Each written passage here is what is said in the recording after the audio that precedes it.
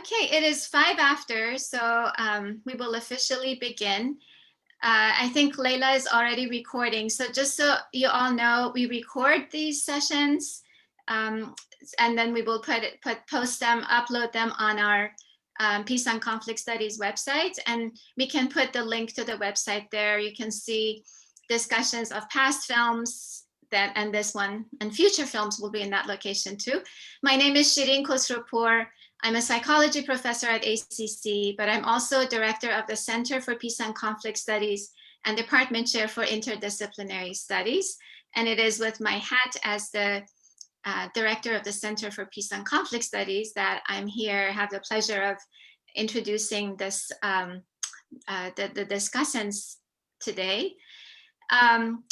First, I want to introduce Leila Toragi, who is the other staff member for the Center for Peace and Conflict Studies, and who runs all of the good stuff that we do go through Leila. And in fact, Leila is the person who recommended this film for us today, and it's one of the best films I've ever seen, I think. Thank you, Leila, for that. I also want to introduce a founder of this film series. The Cinema of Conflict and Transformation was founded 5 years ago, 6 years ago, I don't remember Mocha, but Dr. Mocha Jean Harrop, who you see on the screen, at the time she was a professor of film at ACC, Austin Community College, and a colleague of ours, part of the group that put together the Center for Peace and Conflict Studies, and this was her brainchild. And we're sad that she's not with us as a colleague at ACC anymore, but she's still engaged with us. And it's delightful to have her join us tonight. And the person who picked up the mantle and has done an amazing work with us since then, Dr. Mark Cunningham, is a discussant. He curates the films. He's the new do-all guy for the Cinema of Conflict and Transformation film series, and we're learning a lot from him by watching him discuss and bring different kinds of films to us. And I'll ask him to say a little bit about himself to you in his own words in a little bit. And we are super delighted to have Dr. Mohannad Ghawanmeh with us tonight. And again, instead of reading his formal bio that is available to you, I've asked him to say a little bit about himself so you get to know him through his own words as well. So I'm going to turn it over to Mark. Hi, everyone. Good evening. Thank you for joining us for, I think, it's going to be an exciting conversation about the film, The Time That Remains. Just really briefly, just to add to Shirin's, introduction of me, I am a associate professor of radio, TV, and film here at ACC. I teach intro to cinema, and I also teach intro to RTF and media literacy courses. I did my dissertation on my research work, well, my dissertation, I should say, on John Singleton's Hood trilogy and surrounding the issues of race, gender, and narrative. And I'm currently writing a book to be published by University Press about that subject. So, and I'm just, happy to be here and happy to be working with this this film series. As much as I hope I'm imparting to people, I've gained as much. So I'm just happy to be doing this for sure. And so now turn it over to our guest, Mohannad Ghawanmeh, right? Did I say it correct? Quite right. Yes. Thank you. Okay, well, man. Hello, everyone. Tell us a little something about you. Certainly. Hello, everyone. Thank you for having me. I'm Mohannad Ghawanmeh, a cinephile, scholar, cineast. I am a Palestinian American immigrant to the United States who has worked in and around cinema for about, I would say, 18 years or so since the founding of the Twin Cities Arab Film Festival in 2003. Besides film programming, I've done a whole bunch of other things. I've produced a little, I've acted a little, I've done some voice acting, I've narrated. I worked as a script reader for a year for a production company. Best job I've ever had, not that it would ever pay the bills. Let's see, I ran a film program film series at UCLA called Melnitz Movies, mainly focused on quote unquote world cinema and indie independent cinema. This is while I was there doing my PhD, which I earned in June from the Cinema and Media Studies Department, my dissertation being on the political economy of the silent cinema in Egypt, 1896 to 1934. And I'm currently serving as the executive director of Al Bustan Seeds of Culture, an Arab arts programming and education organization located in Philadelphia. Wow, that's wonderful. That's nice. Good job, man. Good work, man, and welcome to the PhD club, man. Thank you. Yeah. Thank you for joining us. Thank you. Thank you. Friend, you know, I'm sure you welcome him as well to this club. Absolutely. So, you know, to get started, I hope everyone had a chance to watch Elia Suleiman's movie, you know, The Time That Remains, which, if I could just say, it kind of blew me away. I was just struck by how beautiful it was, how beautifully, you know, realized it is, and, you know, really, you know, in addition to being engaged in the story, really found myself really kind of learning a lot about what it means to be Palestinian, you know, which is, you know, not something that I know an entire, a tremendous amount about. And so it really kind of, you know, it kind of enhanced my education, but also filled me with questions, which I hope to pose to you today here, Mohannad. So before we begin, I would just like to give a brief synopsis of the film, just to kind of get us started. So, you know, The Time That Remains is part of a trilogy of films that Elia Suleiman did. This one is a semi-autobiographical film told in 4 episodes about his family from 1948 into the current times. The film was inspired by Suleiman's father's own private diaries, starting when his father was a resistance fighter in 1948, and also letters that his mother had written to family members that were forced to leave the country.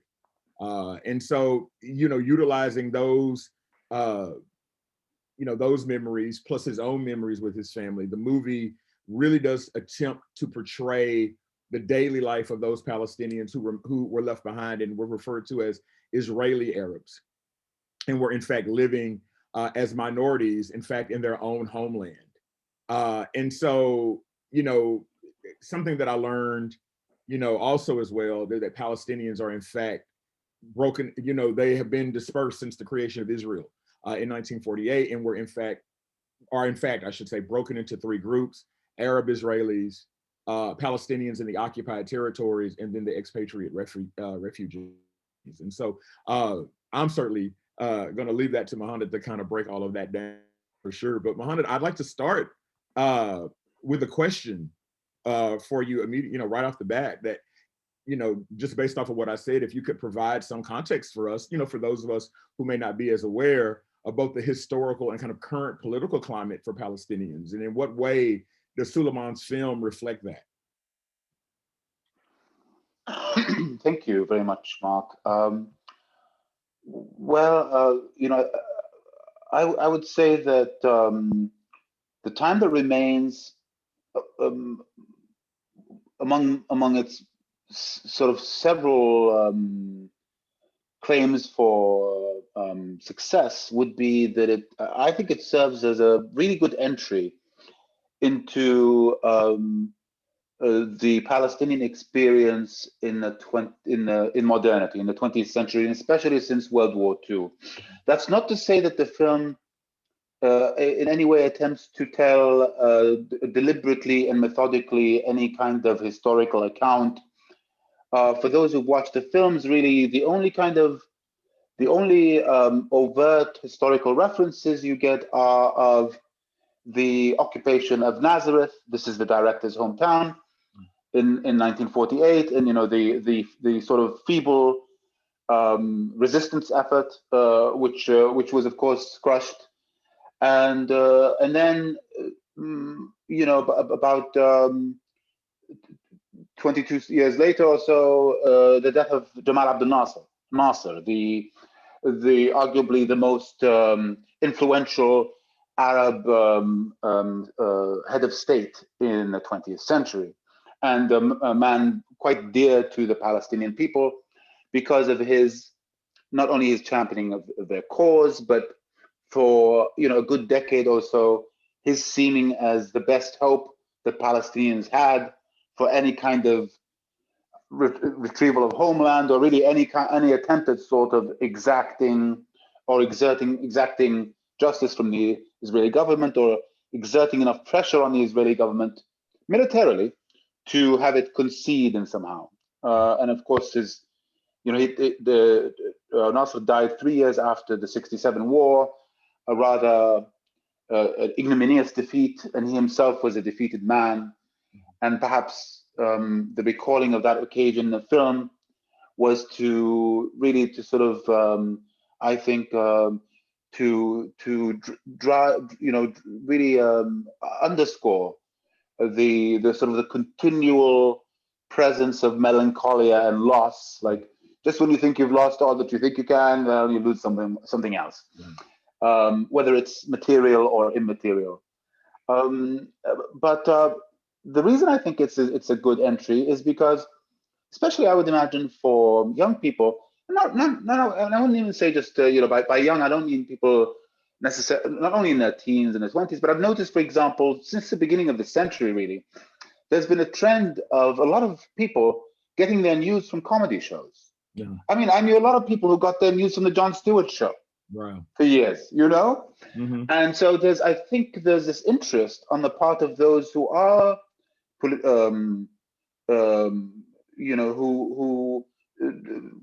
do identify political currents within themselves and are interested in exposing themselves and perhaps engaging in political discourse. There is nevertheless, it seems, a bend on the part of many of them to skirt the overt kind of on-the-nose discourse in favor of something whereby there's the kind of the political discourse is presented somewhat entertainingly, and perhaps by entertainingly, and I mentioned Jon Stewart, injected with humor, and that's what you see here. It's a sort of this kind of some people have called him surreal, some people call his work absurd, some call it absurdist, some call it satirical. Mm-hmm. I think this film has less of the surreal than his earlier films, and more of the satirical and the absurdist, in a way that I remember when this film screened in Cannes, because it was in the competition, and this would have been, I think, maybe a decade ago.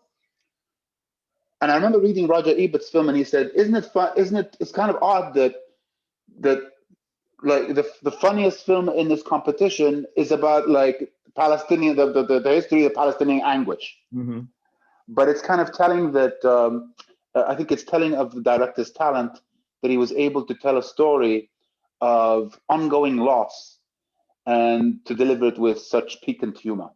Yeah. So and that really kind of answers a little bit of my second question. I mean, why, I told you this earlier, that the film really, in some ways, kind of reminds me a bit of what Taika Waititi does in Jojo Rabbit. It's kind of taking this very serious subject and using satire to, really kind of, like you say, to really kind of highlight, the pain that's involved in that situation. But, I also know too that there are some people who misread that.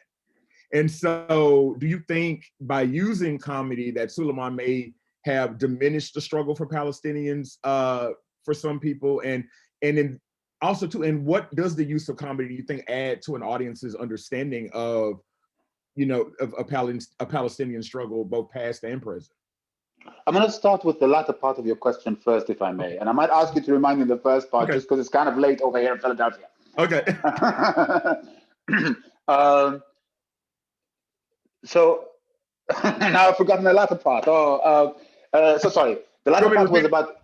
Yeah, go ahead. Repeat it again. Oh, sorry. Okay. Yeah. So, well, I'll tell you what. I'll break it in part. So the second half, I was asking you about, what do you think the use of satire or use of more comedic elements adds to the audience's understanding of Palestinian struggle, both past and present? Yeah, I mean, I think what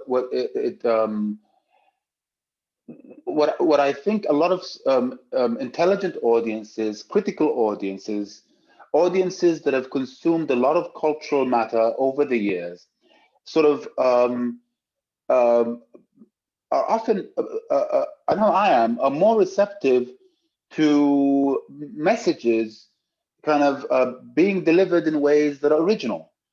And what I think many who are, what a person, a concerned sort of citizen of the world may think that they would encounter in watching a film that tells the modern history of the Palestinian experiences, they probably think that it's going to be excruciating, that it's going to be on the nose, that it's going to show like a whole bunch of suffering, that there's going to be weeping, there's going to be like a bunch of angry or traumatized Arabs, and that the exercise itself is going to be entirely barren of entertainment value, and is going to be one that's sort of highly challenging emotionally.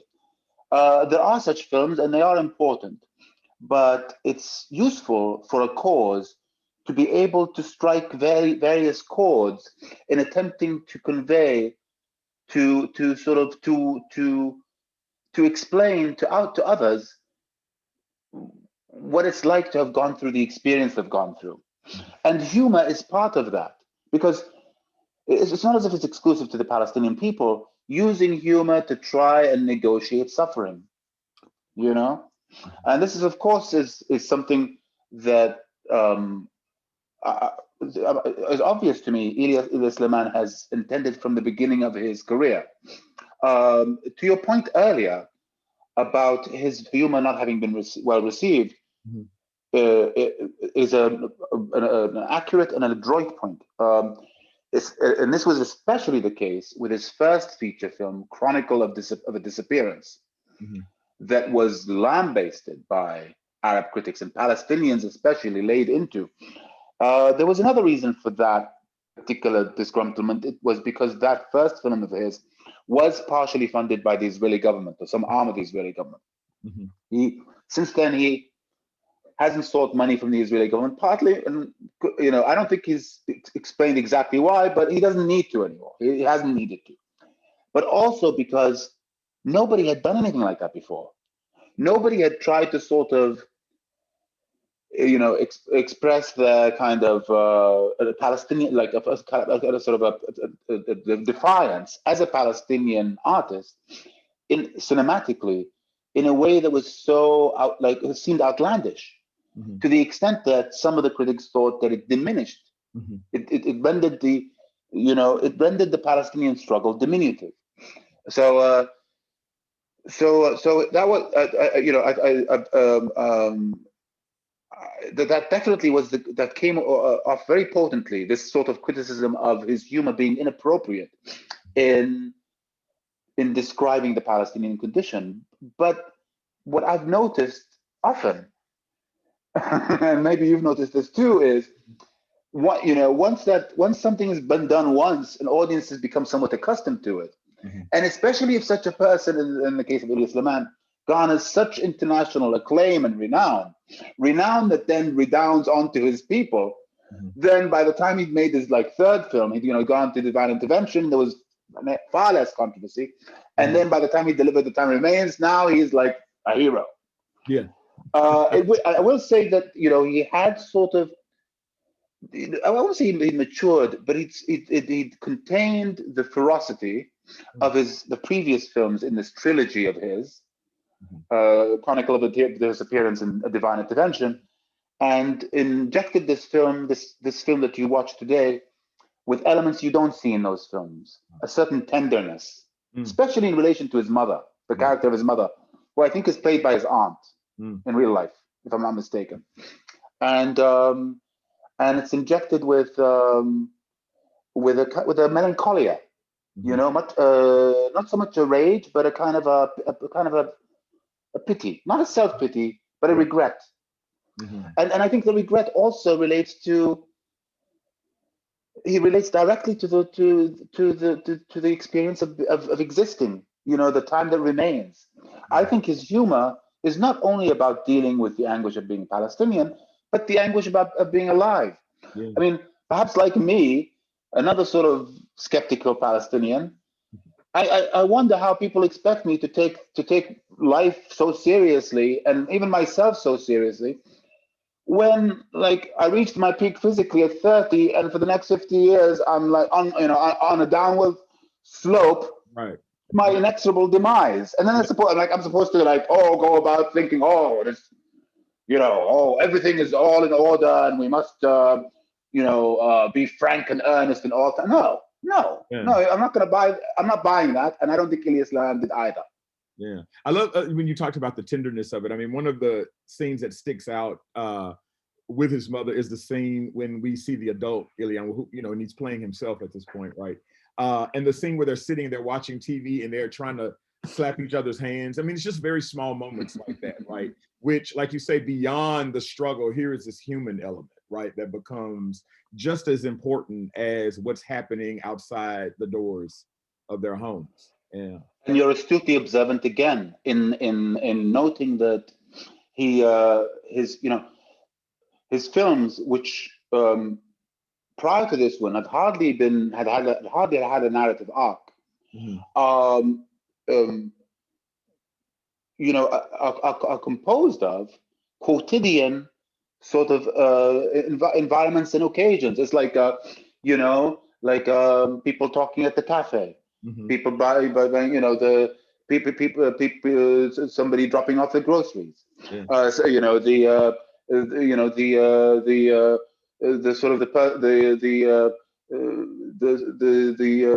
sort of the generational divides, the kind of the shorthand in conversation between various kinds of groups of Palestinians, the kind of shorthand about the level of abeyance and obsequience to the Israeli system. As you see, for example, with the character of the police officer. Yes. There's what he does, I think, is he takes these moments from everyday life and he stretches them out a little into absurdist territory, or satirical territory, or sometimes surrealist territory. And he derives the humor from the stretching and from our realizing we audiences realizing that the locating humor in the discrepancy between the very boring and this thing that's kind of been animated through very careful choreography and careful punctuating of these scenes. Yeah, I mean, he even makes diabetes funny. I mean, when my mother's eating ice cream, the mother is eating ice cream in the middle. I mean, it's just, your sugar is 300, and she's just kind of like, I'm old. I can't even. Yeah, it's really kind of like you say, these mundane things, right? That are very much so, are very much just as part of the existence as all else. And so, when asked if the time that remains was more political than his previous works, Elia Suleiman made the comment. He says that my films are inspired by my everyday life. That when you live in a sensitive area like my country, politics are simply a part of life. It happens that Palestine has been subject to overexposure in the media, which has left it open to ideologues on the left and the right. And so I felt my challenge was to deviate from this simplistic approach by making a film in which there is no history lesson to be learned. I focused on moments of intimacy of a family, hoping for nothing more than to give pleasure to the audience and to achieve a certain cinematic truth. And I just love how he saw that, like you say, that on the nose approach as the simplistic approach, which I thought was just really enlightening. But then he goes on to say, he also stated that he wanted Palestine to stop being thought of in a fetishistic manner, which that really struck me. And so I'd like you to speak to that kind of what he means when he says a fetishistic manner. And how do you read this, and what is the value in shaping that understanding of Palestine and for Arab people, for those of us outside of the country, and even maybe within the country as well? Yeah.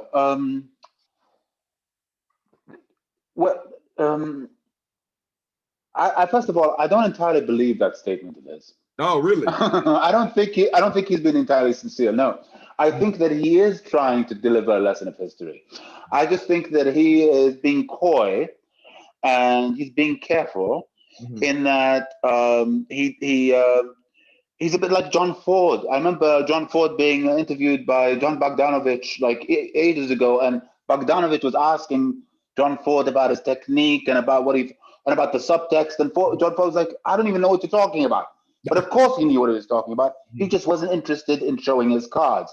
I think Elia Suleiman is not interested in showing all his cards. Okay. And he's also that said, I do appreciate his point about fetishizing the Palestinian cause, and I do think his films resist that, by totally skirting any notion of like realism, in cinema, which people have expected by people I mean people in the West, the purveyors of culture, it seems internationally, have expected from world cinema and the cinema of the impoverished, victimhood, misery, right? It's almost like, if you're a Western egalitarian humanist and you want to feel like you're sort of connecting with those who are suffering and those who are far worse off than yourself, then you go and you watch a film for a couple of hours, cry a few tears, and then go off to Starbucks. No, he's saying no.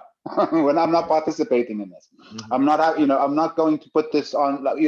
This isn't going to be some experience whereby you get to walk away thinking, "Oh, I'm so much better world citizen because I've taken time out of my day to watch this film about human misery in parts of the world where people are miserable, and and that's my contribution for the week." No, he's saying no, and I think he's also resisting this notion of fetishizing. So, on the right, I don't think we need to spend much time about that, as far as, for example, considering the Holy Land as, the location of the Second Coming and that business. But on the left, there is this bend to sort of kind of use the Palestinian cause as some sort of marker of one's leftism, of one's radicalism. Yeah. It's so daring to sort of present yourself as critical of Zionism in the United States that it sort of earns you a certain cachet, as it were. And maybe Suleiman has seen some hypocrisy in those circles, as have I, at times. And he's not interested in catering to them either. Yeah. So I think that's what he's going for there. But I do think he's coy and he's self-contradictory at times, and he's playing with the he's playing with the interview, he's playing with these questions, and he's making sure that he's not readily understood. I think he enjoys being enigmatic. I saw Mocha Jean's comment here about the Charlie Chaplin dilemma. I mean, I think about Chaplin and The Dictator and things like that. And him kind of again using humor to play in these kind of serious spaces like that. And so it's not like there isn't any precedent for that, right? But like you say, when it happens in these spaces, right?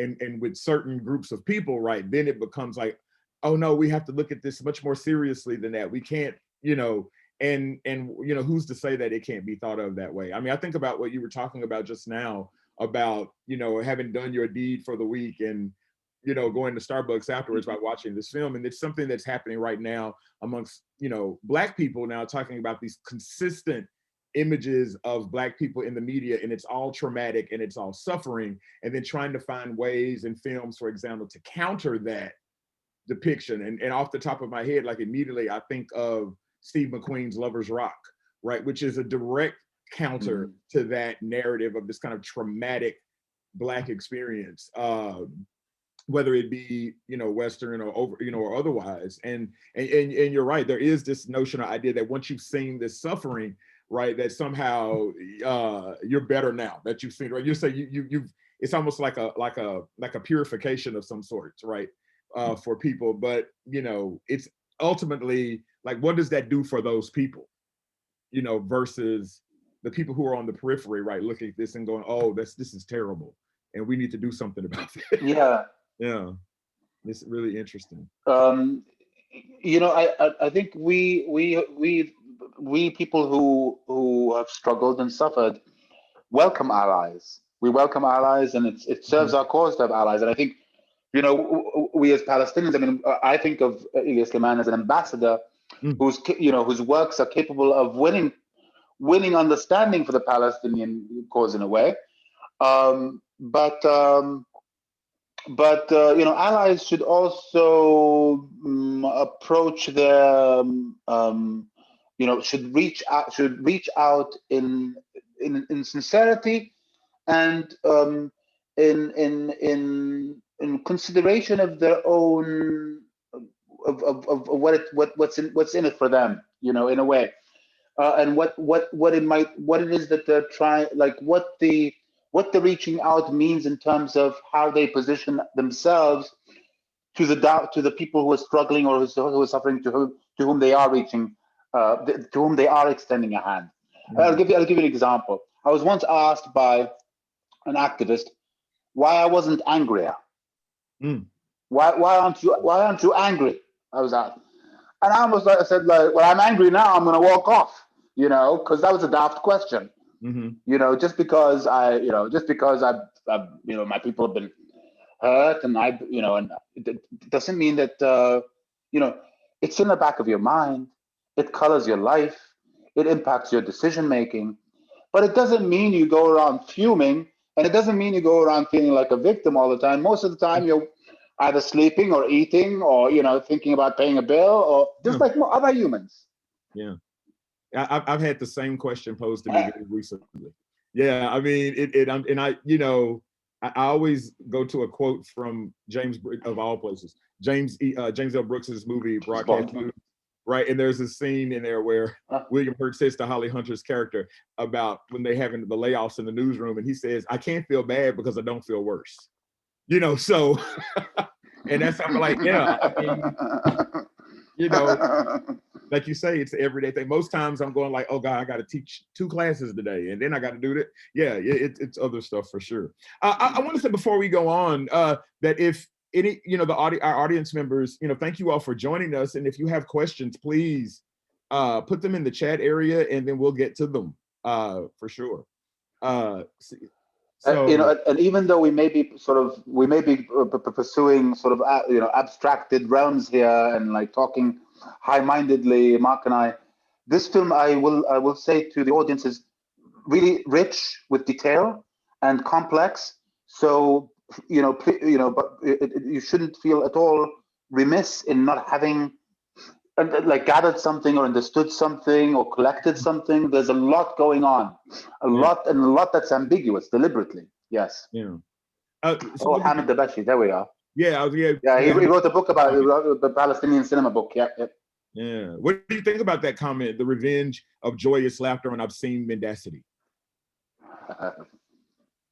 I like it. I like it a lot. I like it a lot.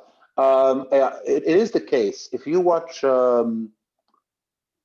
Suleiman's films, especially the 2 prior to this one in the trilogy, his most absurdist humor concerns typically Israeli forces, either military or police. That's when he's most biting. So I think that sort of speaks to that remark of Dabashi's. Yeah. He saves his sort of most biting, kind of most absurdist, most like, God, that's ridiculous kind of stuff, like the scene of the tank, kind of following the young man on his phone, just crossing the street back and forth.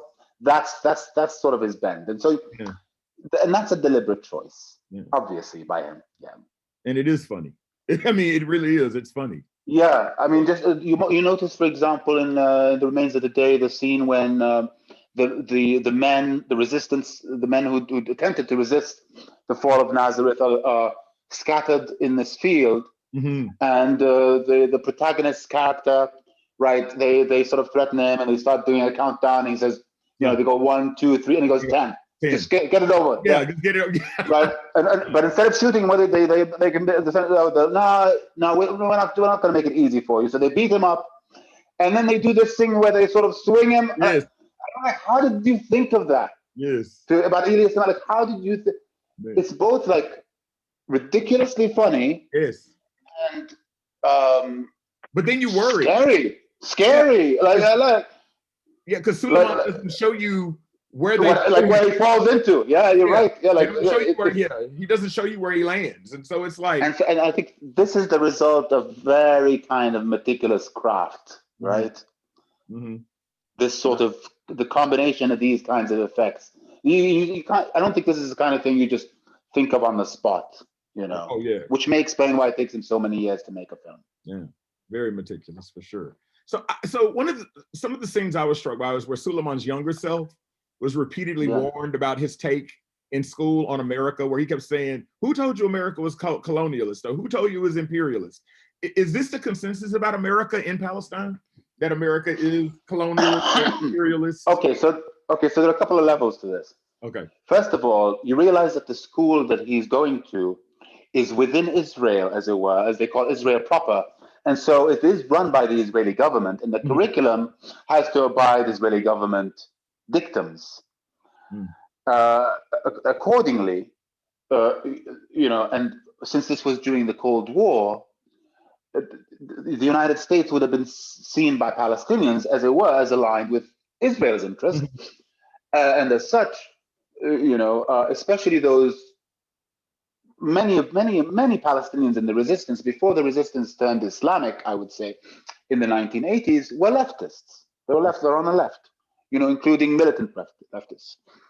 And this discourse of American imperialism, you know, which is a leftist discourse, had a great currency among Palestinians.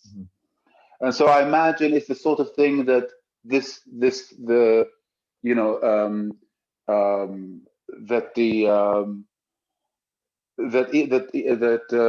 child Elia would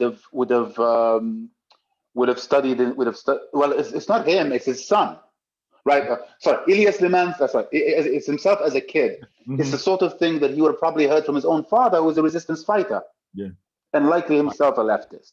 But even, I mean, my father called himself a leftist, and really, he only was a leftist because he didn't have a choice as a Palestinian. Because if you are, you know, back then, if you were on the right, then that meant sort of by default that you were aligned with the United States, and therefore acquiescing of the kind of injustice that was done to your people at the hands of the Israeli government. But as far as the business of inculcating students relating to America, the scene you mentioned, where the headmaster tells young Elia, you know, the classroom isn't the place to be talking. What is this to calling America imperial? There was another scene where they're watching Exodus. Do you remember? Yes. Yeah. The film Exodus, Otto Preminger's film. Yes. About this sort of exalted tale about the foundation of the state of Israel, screened to Arabs, to Palestinian students in this school. But whereas a different director may have sort of harped on the injustice of Palestinian youth learning about their own land through a Hollywoodized, rather Zionist message film, the scene mocks the sort of the sexual titillation, I think, with like Kirk Douglas or something, you see, and sort of probes the kind of maybe the seeds of I don't know, sexual fantasy relating to oppressors. I mean, he's mining some strange stuff there. Yeah, I mean, what I thought also very funny about that is the teacher gets up and she stands in front of the screen and goes, girls, he is like my brother. And I'm like, no!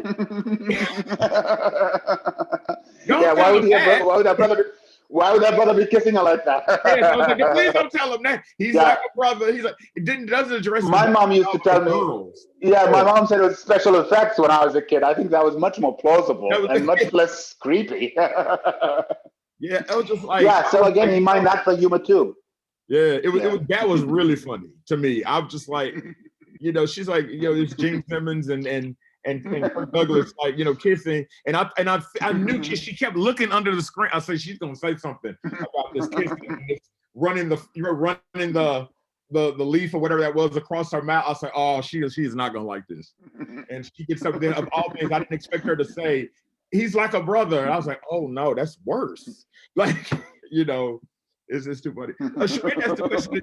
She wonders if the Palestinian teacher was obligated to chastise the student, regardless of how he felt. Yes. Yes, I imagine. I mean, as a matter of duty.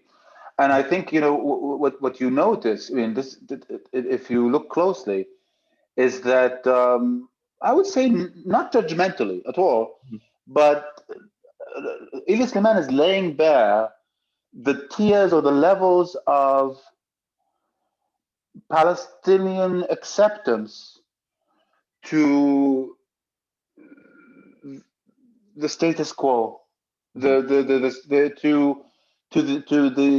sort of the reality of having to live with the injustice and the degree to which they negotiated their own personal interests in relation to the occupying state, in the sense that, you know, if you wanted to become a principal or headmaster or headmistress of a school, likely you were expected to show even more fealty to the Israeli state than your average teacher, for example, so that you may ascend and reach that position. And if you work in the security apparatus, such as the police officer, then likely you would have necessarily permitted yourself to think of the state of Israel as a representative of yourself than perhaps some other Palestinians will have. Wow. He makes this known to those who are watching this film, even though this is the kind of thing that Palestinians may be embarrassed about. This is the kind of thing maybe that many Palestinians would rather talk about among themselves rather than expose themselves. So there, I think it's a mark of his strength as a filmmaker that he's willing to expose these kind of this self-loathing and kind of not only but also self-punitive behavior. You mentioned in one, I think we were chatting earlier, Mark, about the older man who keeps dousing himself in petrol and trying to light himself Yeah, off, I was going to ask you about trying that. to set himself alight. Yeah. You know, this is obviously a person who couldn't manage at all to. What he does is to generate interest and to generate original meaning. He blends emotional states and sort of psychic conditions. Here we have somebody who at first seems to represent the cliche tradition of the town madman. Yeah. You know, the town. We had one in my neighborhood in Amman. Not that I would call him that. He was bipolar, severely and unmedicated. But here, obviously, there's something else going on. Right. The man says he can't live like this. He can't take it anymore. And I've heard of this. I've heard of Palestinians who were never spoke again after they left their homes. People who were psychically broken. And on the one hand, you kind of laugh at the absurdity of this person who keeps dousing himself in petrol but never has the courage to sort of light the match. And like this theater of being rescued, right, by Elia's father, and the poignancy of noticing the anguish. Yeah, and he always puts the cigarette out puts right, out his own cigarette. Right before he gets close to him. I was like, oh. Yeah. That's right. Yeah, that's right. And you're like, oh, okay, good. You put it out, right? Yes. See, I mean, again, it's like there's almost this schism between the pathos of this man's anguish over having been driven out of his home town or home city, whatever it might have been, possibly to Nazareth, or if he was born in Nazareth, to having to live under, in subjugation under a regime that is of outsiders, with this absurdist sort of, town madman kind of tradition. Yeah. We have you have this in the Western tradition, the Harlequin and the the jester the tears, the jester's tears, right? That sort of a thing. Mm-hmm. Yeah, I was going to ask you about that next. Yeah, because and you really did. You filled the blank in for me there perfectly, because I knew there was something more to him just about, you know, dousing himself and being like, curse this life. And I knew there was more than, you know, of course it's funny, right? I mean, the way the whole thing plays out. But yeah, I'm glad you kind of fill that blank in, that it's this bigger thing about, you know, now, because I was going to ask you, was this generational, right? And it is, right? That these older people who, you know, who've seen so much, right? And I'm particularly struck by you saying that some people never spoke again, like just kind of become, as Maya Angelou said of herself at one time, becoming a volunteer mute, you know, and not engaging in those spaces anymore because the trauma is so great in some ways. Wow, yeah.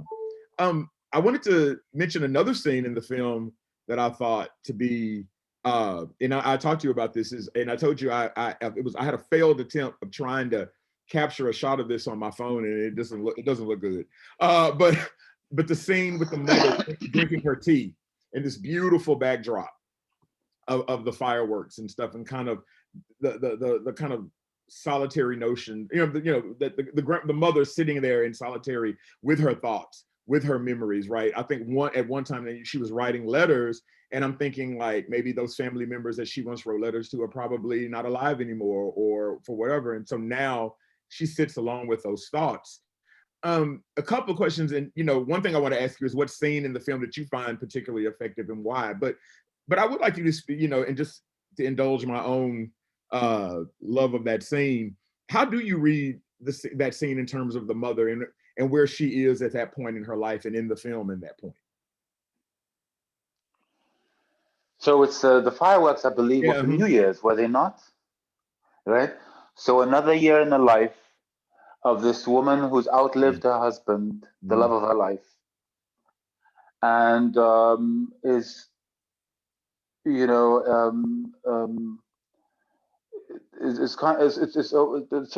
of her life has been the joy in her life has been rather reduced to experiencing spectacular from afar, either fireworks show in the distance or something in the telly that's being broadcast from a distance. But I think that there's that scene is also a continuation of a number of scenes that take place on that veranda, and that I think, in a way, that veranda in which the mother sits marks the passage of the years for her. It's like her location in the film, and if I remember correctly, it may have been in one of those scenes in the veranda where you first see the photo of her husband before it shows up again towards the end of the film in a scene that that really just surprised many of us. We just didn't think that Elia Suleiman was capable of, where she had that photo in her hand, right, and essentially in her deathbed. Wow. And I remember people sniffling in the cinema and such. And this was, I think, the mark of the maturation of this director.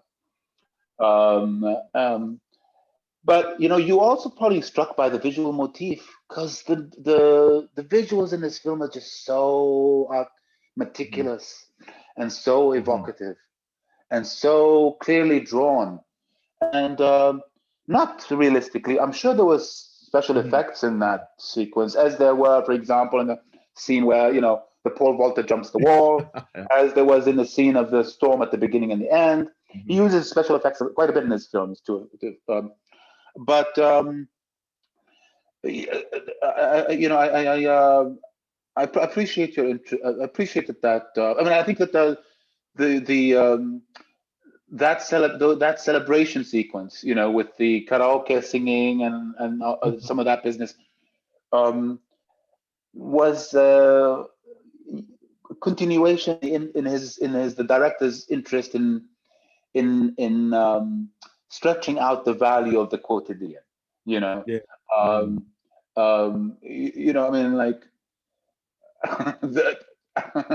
the theme to Titanic, being sung by this, in a home with what I'm assuming a Filipino caretaker, and you know, this aging Christian Palestinian woman, and the sort of the kind of like how would like she would have never predicted such a fate. Yeah. She wouldn't have predicted that there would be such a coracle machine. She wouldn't have predicted that she would have ever met somebody from the Philippines, let alone somebody that would be taking care of her from the Philippines. Right. And she probably never expected that she would be living so, you know, the last years of her life without you know, her life, the love of her life, her husband. Yeah. I mean, that scene at the end in the hospital is just gorgeously done. And you know, I've just in the last, I guess in the last year, been in a similar situation with myself and my mother on her deathbed, and it was very similar, where they don't want to wear the oxygen, they don't want to wear the things that are helping them breathe or sustaining their life, because they've made peace with the fact that they're ready to transition and move on to the next world or to the next space in their lives or what have you. And I felt that so much in that scene where the mother, you know, takes the oxygen off and takes the picture, and you know, and you're right that having made peace with it, probably some of the greatest peace in her life at that moment. Yeah, it's beautiful. Hospitals do play are a location of choice for Elia Suleiman. So if you get around to watching his other films, you'll notice every single one of his films has at least a scene in a hospital. One of his earlier films has this ridiculous scene where a bunch of people are walking around with like with tubes in their noses, and the connected to IV tubes connected to their arms, and they stroll in like hospital hallways smoking cigarettes. This cigarettes are also kind of, I think, a motif in Elia Suleiman's film, as a kind of a sort of my spirit has been killed already, so come on, let me smoke, and but they're also used again, like often these motifs have 2 or 3 uses to produce this kind of classic, kind of sexy beauty that we remember. There's a sequence where Elia's father is working in his metal shop alone, and it's a kind of a long shot, and you see him in the distance, and he's wearing kind of his undershirt, and he's smoking, and I'm thinking that Elia Suleiman, it took him 20 takes to get that, because the plumes of smoke are just like, I want to embrace him and the plumes, the sort of perhaps he's finding. I think what one thing Elia does repeatedly, Elia Suleiman, is I think he finds a certain, if I may say, a certain more than charm, a certain sex appeal in fatalism. Oh wow! In I think so. In this kind of this resignation, the time that remains. Yeah. Know that you've only got so much time.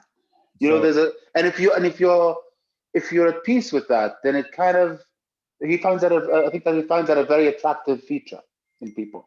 I think in artworks. But I think with that makes so much sense. Particularly with the way you're talking about the smoking, I think it makes so much sense. That futility, if you will, with the mother at the end in her last days. But then I'm thinking about the young boy bringing the green beans that asked for the cigarette. And so, what is it like for him to be so young and to be, what Mocha James called that joyful futility at that age? It's like, is he not expecting to, what's his life expectancy? How is he looking at his life in that regard? Yeah. Wow. Shireen puts here that I think that the film speaks to many immigrants who left their homelands involuntarily in one way or another, and the nostalgia and melancholy that you talked about, as a part of that nostalgia and melancholy that you discussed earlier. Yes, it comes through very potently in the soundtrack. So and this of course would take research, but if one were to consider to look at the songs included in the soundtrack, they're like they're a trip down nostalgia way, and their lyrics are often rather melancholic. and they sort of, in a way, they fill in the progression of time that Elia Suleiman does not deliberately elucidate like you never see, much of the film, you don't see a year marking the passage of time. You don't necessarily see, and you don't see like the tricks in other films where there's a newspaper with a headline telling you what happened that year. But the songs for Arab audiences tell us what era we're kind of moving through. So at the beginning, you have Muhammad Abdul Wahab, who's like this Egyptian grand singer of the 30s and 40s. Then I think we move to, I think there's, at one point there's Najat al-Saghira, which is 1960s. Then we're hearing, and then towards the end of the film, it's it's like this electrified rendition of the Bee Gees. Yeah. Which was produced by Mir Way, which I thought was really interesting too. Yeah, he's very particular about his music choices, Elia Suleiman, exceedingly particular. So I think again, there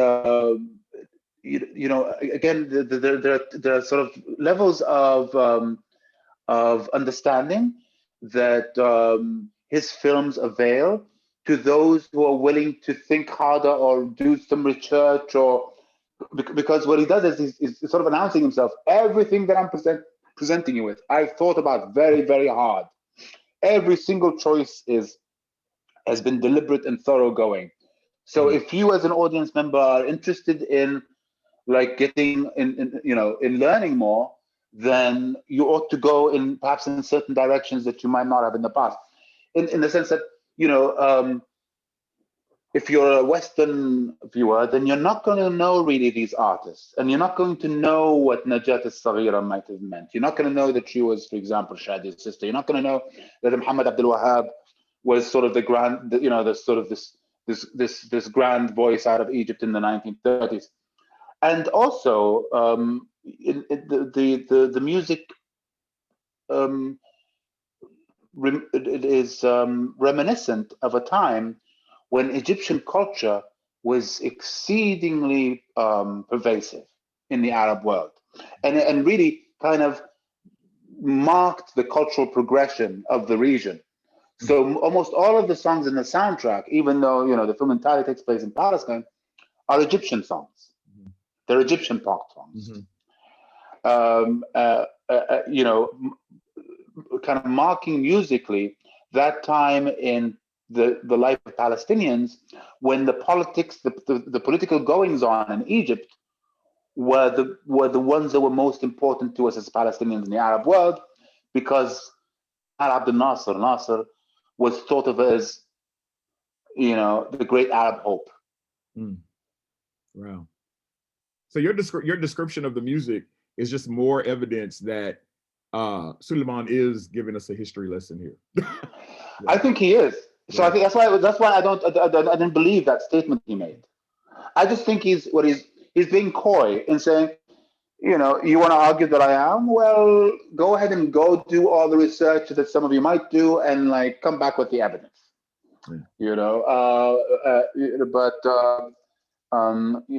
I think he could probably get away with such an untruth because there's so much else going on that he could probably claim that it wasn't an attempt at a history lesson. But I think it is. It's just a different sort of telling history, isn't it? Yeah. It's more not in your, like you say, not in your face in that way.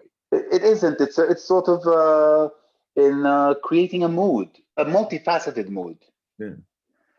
What do you? So let's, because we kind of wrap up. So Tobin's comment here says, Tobin, when you say here the freedom of what is written, can you expound on that a little bit in the chat for us?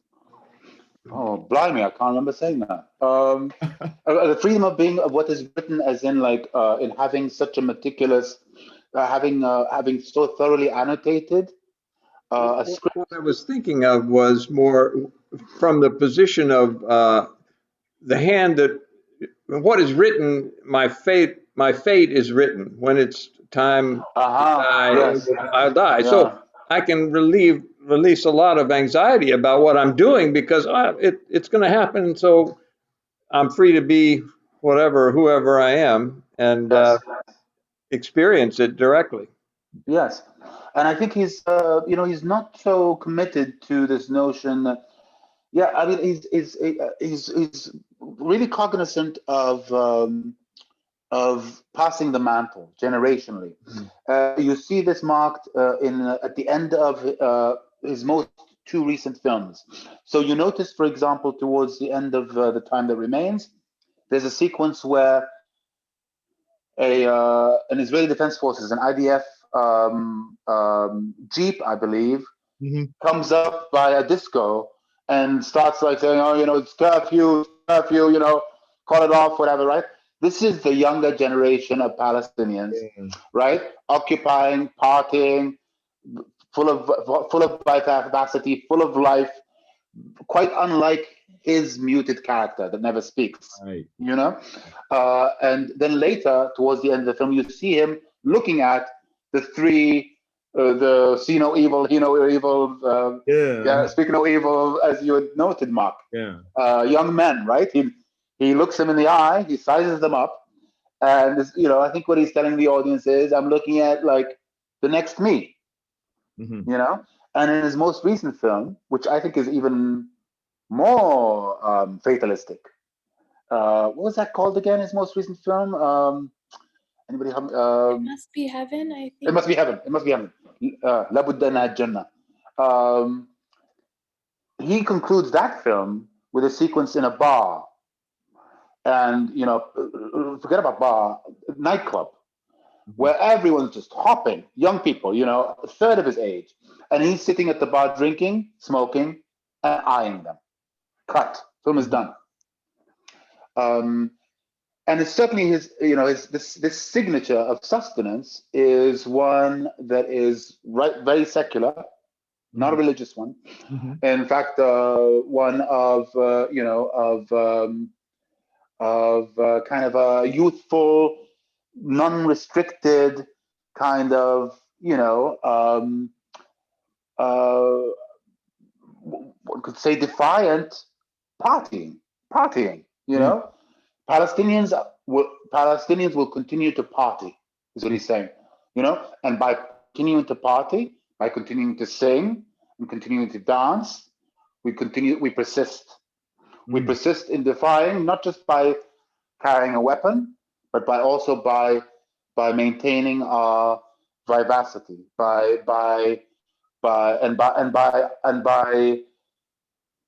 being cognizant of our youth, and cheering their vivacity as we wane, as we weaken, and as we inexorably march towards our death. It's Arab joy. Right. Like when we say black joy, Arab joy, for sure. I mean, it's true, right? Yeah. Yeah, Lillian says you can take all, destroy, and occupy, but you can't take the spirit, and it's true. Which is why we don't have to dwell on we don't have to dwell on the trauma all the time, because that's understood, right? The most important thing is like you say, the vivaciousness and living life. And which is, brings me to my last question to you. What do you think is the benefit with given everything that you said and kind of talking about the history and kind of talking and knowing that so much of this is autobiographical and from Suleiman's own family and his own family's history? What is the value of Suleiman playing himself at the end? What's the value of that? Well, he's talked about that, right? So for years, people thought that it was an influence of Buster Keaton. He claims to never have watched Buster Keaton. When the first time I watched Elia Suleiman, I immediately thought of Jacques Tati, who's also come up in comparison, but he claims he never watched Tati either. I'm not sure he's being truthful in either case, but he fancies himself the witness. He's like, he said this before, he's been asked about it, and he says, I need a witness in my films. And the only way I can write that is to make myself the witness. But he's a silent observer, right? He's sort of he's a kind of a facilitator of the environs that are depicted in his films, but he hardly, he's often rather reactive. He doesn't really initiate, and he hardly says anything. And he's often seems to be kind of at the at the whim of the forces surrounding him. I also think, despite his not mentioning this, that he's relying on another very important observer character in Palestinian modern history. One of the most influential cultural, I would say, most influential cultural forces to come out of Palestine was a caricaturist, a cartoonist named Najil Ali. And Najil Ali, I think while he was alive, he was considered by many to be among the most influential caricaturists working. Very, very influential, known throughout the Arab world. Well, his epitaph, that of Najil Ali's, was this character named Hanbala, whose face you never see. You always see him standing like this.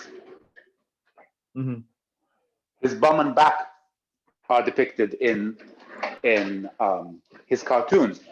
And I think that I do believe, even though he's never said it, I do believe that Elia Suleiman is paying homage to Najil Ali through his own sort of carrying.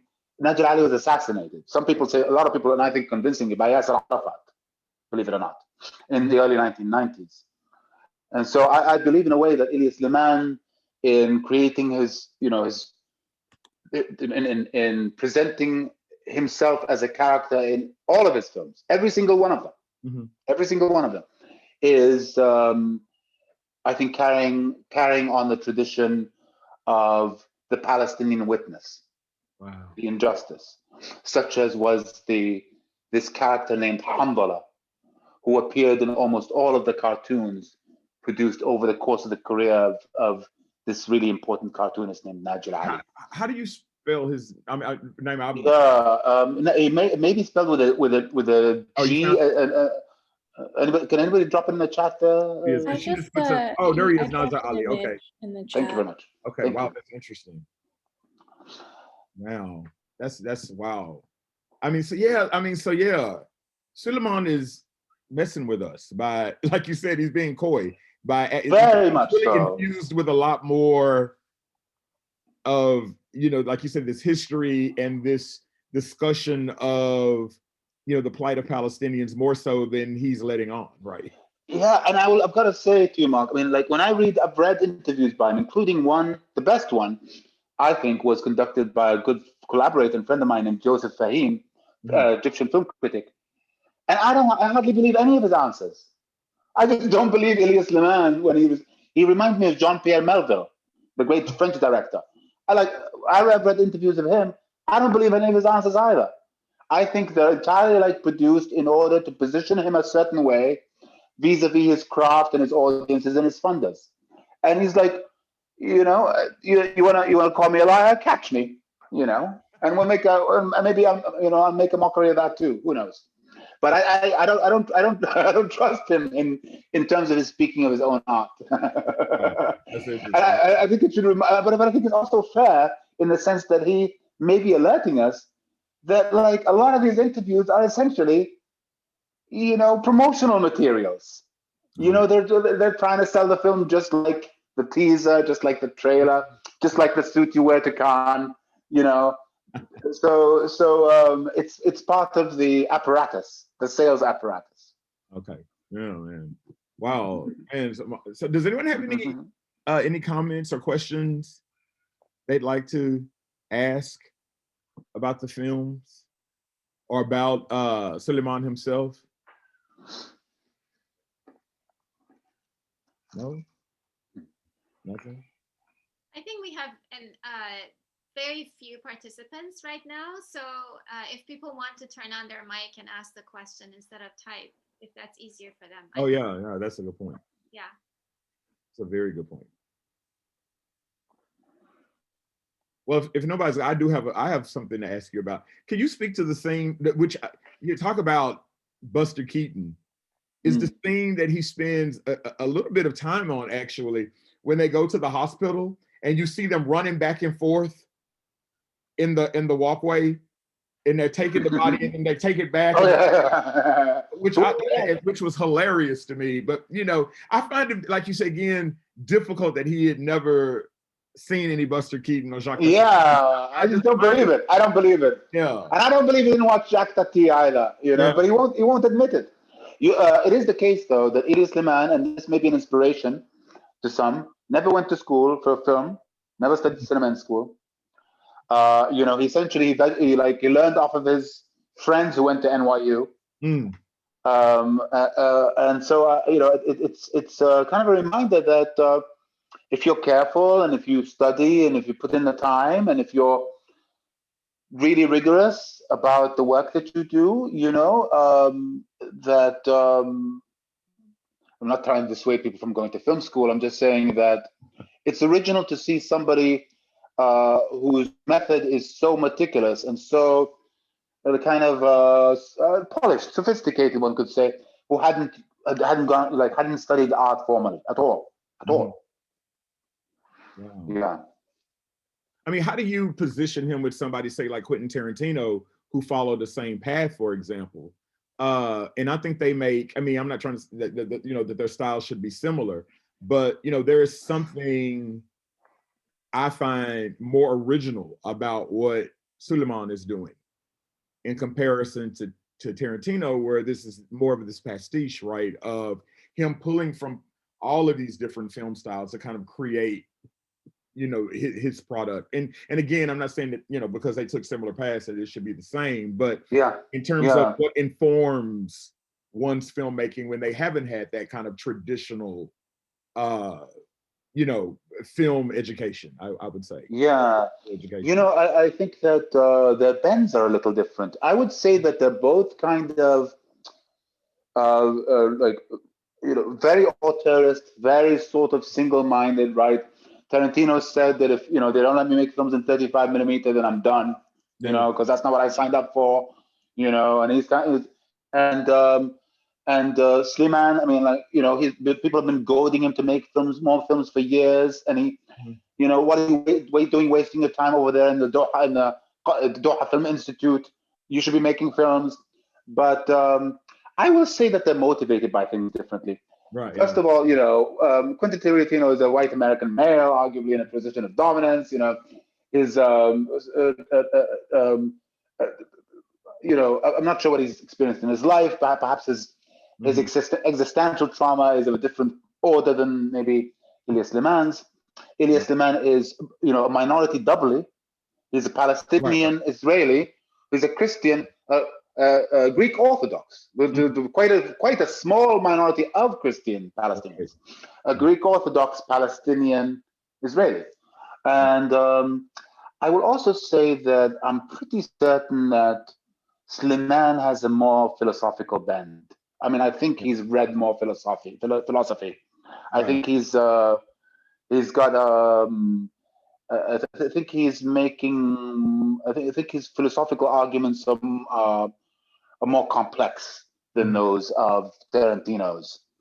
And you know, I was not suggesting that there were. Oh, not at all. Yeah, I was more speaking to, because I saw Luis's comment about Jodorowsky, and you know, and I was just like more speaking to, you know, taking that similar path and what informs that work personally and what comes out, and that's why you know, Suleiman is coming up with his more. Yeah. You know, something else about Elia Suleiman. He didn't even watch films as a teenager. But apparently he was originally interested in music. I think he was in some metal band that played like Deep Purple covers and whatnot. And then he went to cinema in his teen years just to meet girls, from what I've read. And it wasn't, but apparently at some point people started asking him, because I think he has 3 siblings and the other 3 are medical doctors, and he's the black sheep, from what I knew. So like people would ask him, what do you want to do? And he said, I want to become a filmmaker. And he didn't even know what that was. And then later went to New York and like somehow ended up being a filmmaker. Wow. So there is certainly kind of a tooling of available resources, in that, you know, Tarantino kind of learned his craft by watching hundreds of films and also paying attention to what films were people renting at that video shop that he worked in the 80s, right? Yeah. Right? Noticing what people liked and kind of gathering an idea, a bit of this, a bit of humor, a bit of action, a bit of sex, a bit of bring it together, boom. Boom. Yeah. Got great pulp, right? I think that Suleiman has done something similar in taking some of his influences that he doesn't talk about and fusing them. But I will say that it's definitely the outcome is quite a bit different. I wonder how those two would get along. They probably wouldn't. They would. He probably have more. He probably have more in common with Paul Schrader, who also never watched movies because of his upbringing. So that would be interesting too. And writing about Ozu and the rest of the way that he does, they would probably have more in common. Well, Ozu's Tokyo Story is the film that convinced Suleiman to become a filmmaker. So it's interesting you say that. Tokyo Story. Wow. Cool. Interesting you say that. Nice. Yes. Jennifer asked the question that some of the scenes in the movie reminded her, as we mentioned, of Jacques Tati, particularly Mon Oncle and Playtime. She says, are scenes featuring long? She says, are scenes featuring long held shots with dynamic staging and multiple focal points common in Suleiman's films? Yes, they are. Yes, stationary camera, really vivid color palettes. A lot of frames within frames within frames. I think he picked this stuff up from Fassbinder, who admits is an influence. The German director, who did a lot, especially I think Ali Eats the Soul. Framing is like central to the psyche in that film. I think he picked that up there. Yes, his motifs and his set pieces, I could say, are really meticulously crafted. Even when they seem like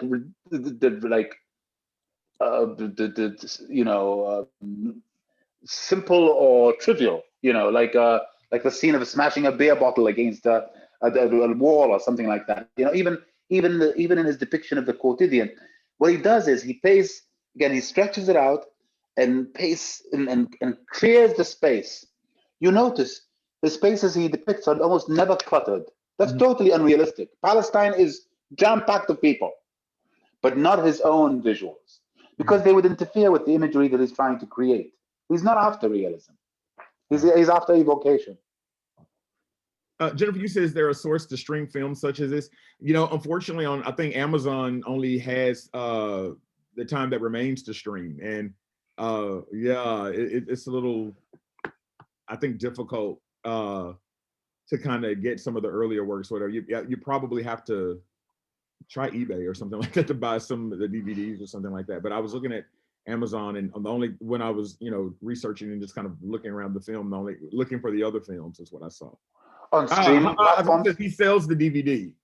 Oh, cool. Well, I need this. Wait a minute. Let me just. Well, look at that. We've got somebody who sells Elia Suleiman DVDs in on this gathering. What sort of people have you invited here? Yeah, I know, right? You got some. I love it. Also sells olive oil from Palestine, soap made in Palestine. Wow. Okay. Lovely. Right here. Yeah. Lovely. Yeah. Lillian says there is hope. Toby says it sounds like the ballet dancer who says you have to work so hard and long to make it look this effortless. Exactly. Yeah, I think that's a really good point, because it does look effortless for sure. Oh yeah, I'll look on Canopy. I know Canopy didn't have this one. I had to do something. I didn't really have to beg. She just did it. Adrian let me get us the link to this. Does anyone have any other questions? This has just been great. I've learned a lot myself from this for sure. And I think Mohannad, you're fantastic, man. I've really enjoyed the chat, and it's nice to. I've been writing checks and stamping envelopes and dull work as executive director the last couple of days. It's nice to feel like a cinephile again. Yeah. Thank you very much. Thank you for joining us for sure. This has just been, it just opened my eyes up. Yeah, you're a cool lot. Invite me back any day. And please check out Al Bustan programming. Well, much of it is virtual these days. Mhm. May I plug in my organization momentarily? Is that okay? Please do. Is that okay? Yes. Okay. So I'm the executive director of Al Bustan Seeds of Culture, and we're moving into, necessarily because of COVID, much of our, as is the case with many organizations, our programming is virtual. A couple of programs coming up. We have a blending of African American and Middle Eastern musical performance this weekend in a show called Crossing Genres 2. We have the US premiere of a Saudi film called Last Visit at the end of the month, centering on the theme of toxic masculinity from a Saudi film. The film that has been described as Bergman-esque. Oh wow! I've seen a clip of it, not the whole thing yet, and it looks quite stunning. So we'll be presenting the U.S. premiere of that film towards the end of February. You can, of course, follow details. We haven't pinned down a date yet, but we think perhaps on the 26th, the 27th, or the 28th of February. March 13th, we are sponsoring and co-hosting an Middle East woman musician festival, mostly electronic music, but not exclusively. All women, and the festival is called Hia, which is Arabic for she. Hia Live. So that's not our own program, but we are sponsoring and hosting hosting the festival on our streaming service. And then in April, we're planning to have a film program of 5 or 6 films called 10 Years Since Tahrir. So this is in commemoration of the Egyptian take on the Arab Spring. And there will be 5 or 6 Egyptian films produced between the years of 2011 and 2013. We intend to have the filmmakers, or at least exponents of the film, in attendance, virtually, in discussion on Q&A following these screenings. And there's more to come. Oh. That's really exciting. Thank you for sharing that with us. Sure. Of course. Our programming is often subsidized, and most of our films, we hope, will be donation-based. So that should not be cost prohibitive to your students, we hope. Oh, cool. That's wonderful. Because it can be zero. Awesome. Nice. The cost. Yeah. Thank you so much. I think we're finding You're welcome. Silver lining in all the pandemic pain is that we've all had to move to virtual ways of connecting and programming, and it's in some ways it's expanded our community reach. Yes. Yeah. Mm-hmm. Yes, we too. Ours too. Yeah. Yeah, and it brings us great delight. I mean, this, of course, it's not as rich as in person. There's nothing like watching a film on a big screen. We all admit that. But there's something really rewarding to have, somebody in a rural part of the United States who likely would not have had the chance to experience some of this cultural product, to have a glimpse at it. Yeah. That's a good point. For sure. Wow. Well, thank you everyone for being here, particularly Mohannad, who joined us from the East Coast, and Mocha as well. She's also on the East Coast. Hey, Mocha. Tobin Koro, who is also a co-founder of Peace and Conflict Studies at ACC, along with Mocha, and Lillian. Lots of wonderful people here. Mark, you are, I was listening to you and I was thinking, he needs to have a podcast. At questioning and like moving things along, and you're a good listener too. These are delightful. Thank you. Yeah. Sweet. Thank you everyone for giving us this time. Yes. A couple of hours of your evening. And join us. Our next program is Thursday from 12 to 1:15. Is that correct, Leila? We have the last for this semester of our Peace in Relationships series. Dr. Dwayna Welch will be talking about grief, how to deal with grief. Oh, wow. So join us for that. And our next film is, when is that, Leila? Our next film discussion. It's March the 9th, isn't it? Is it March 9th? Am I lying? It is in March, Yeah. and I do believe it is March 9th. You're correct. The salt of the earth, right? Yes. Mm. So we will send you, be on the lookout for information about that. Have a great evening, everybody.